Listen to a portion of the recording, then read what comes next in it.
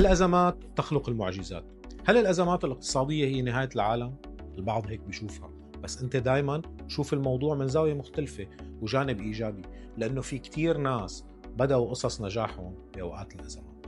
الحقيقة الأزمات دايما بتكون محرك رئيسي للتغيير والابتكار، واللي عنده رؤية وإيجابية ممكن يحول كل أزمة لفرصة. كيف تخلق الفرص من الأزمات؟ خلينا نرجع بالزمن شوي صغيرة. بسنة 2008 العالم كان بأزمة مالية كتير كبيرة، الأزمة المالية العالمية، والناس كانت عم تفقد شغلها وأسواق المال كانت عم تنهار. بس بنفس الوقت كان في شركات مثل أوبر وإير بي إم بي ظهروا بهي الفترة. ليش؟ لأنهم شافوا مشكلة كبيرة بصعوبة التنقل، بغلاء أسعار الفنادق، مع العلم إنه إير بي إم بي ما بتملك ولا شقة وأوبر ما بتملك ولا سيارة.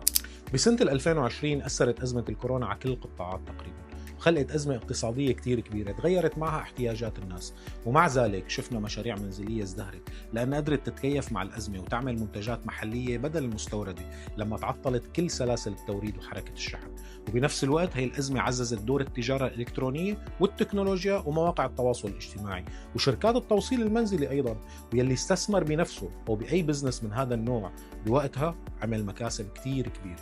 ومن الأمثلة الإيجابية بعام 2008 اللي ما فينا ننساها مدينة المستقبل دبي، يلي استغلت الأزمة المالية العالمية بتطوير بنيتها التحتية وإتمام مشاريعها السياحية والتنموية، وأهمها مترو دبي يلي افتتح ب 2009 بعد سنة واحدة من الأزمة المالية العالمية، وافتتحوا برج خليفة بعد سنتين من الأزمة المالية العالمية ب 2010، حيث استطاعت دبي أن تحول الأزمات إلى معجزات، وزادت من الاستثمارات العالمية وصارت وجهة سياحية واقتصادية عالمية.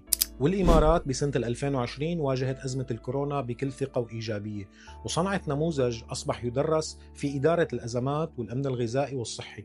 وكثير من أثرياء العالم تركوا دولهم واستقروا بدولة الإمارات بعد 2020. هاشتاج الإمارات تصنع المعجزات. كيف ممكن تحويل الأزمات إلى فرص؟ أولاً ابحث عن احتياجات السوق الجديدة. كل أزمة بتخلق مشاكل جديدة، والمشاكل حقيقة هي فرص.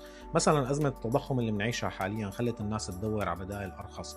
لو قدرت تقدم منتج أو خدمة تلبي هاي الاحتياجات فحتلاقي فرصة كبيرة. ثانياً ركز على بناء شبكتك الاجتماعية والمهنية.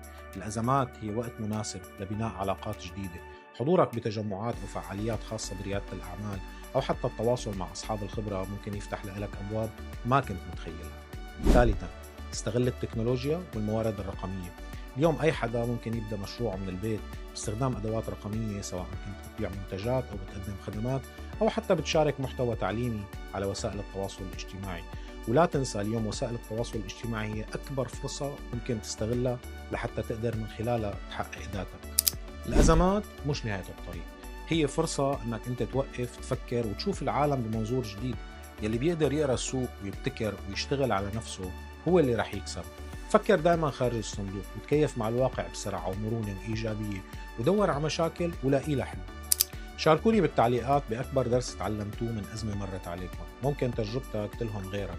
أما أصدقائنا السلبيين يلي بيوقفوا عند كل مطب سنة وبيعيشوا على أطلال الماضي، فنصيحة: بدل ما تسمعني روح اسمع غنية أم كلثوم لسه فاكر. تحياتي لأم كلثوم.